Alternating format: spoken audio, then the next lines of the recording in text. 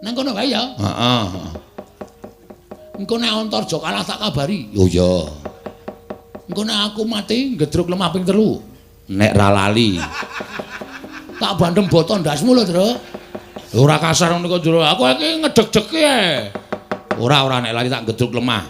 Nek ping 4, Ah berarti ra metu Ndara Antasena. Pelinge ping 3 kok ping 4 ku jenengane tanduk. Ra ngono kae kancane. heeh.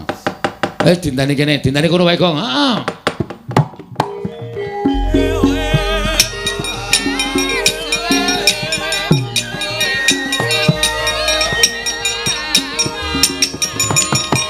Udus.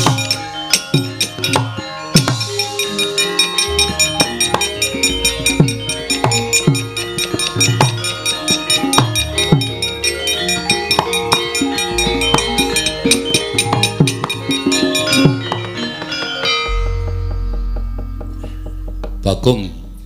Heeh, anu iya, anu nggih. Ndara Wangsa Reja, Wangsa dengkulmu mlocot. Antarja. Antarja kok jedul saking jeron bumi. Goleki Petruk. Non? Goleki Petruk. Oh, tenan kok Petruk iki ngayal kok. Terus, sing goleki iki kowe. Aku tak leren yo Le, tak dupak lambemu lho. Omong nek aku ora ana. Petruk wis bali apa piye terserah. Sing penting alasane aku ora ana ben kowe iso mungsuh Ndara Antarja. Oh iya. Ngono ya. Heeh. Petruk mboten wonten. Kowe mbudheke aku apa piye? Kowe ning kono mau rembugan karo Petruk aku krungu. Wah, terus krungu e wonge.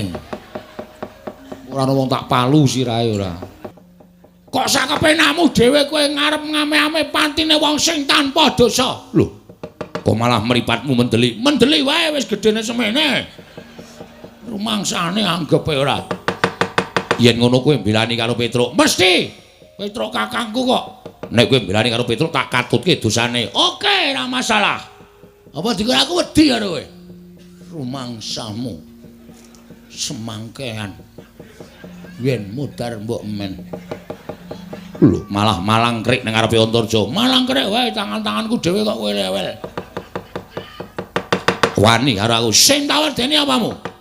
Ora minggat bidhi amblek dadamu. Kowe wis tegel tenan karo aku. Hah? Kowe arep mbidhi aku tegel tenan. Jo, Ono maran. kowe ngerti aku anake sapa? Lho, anake Semar. Semar iki sapa kowe ngerti?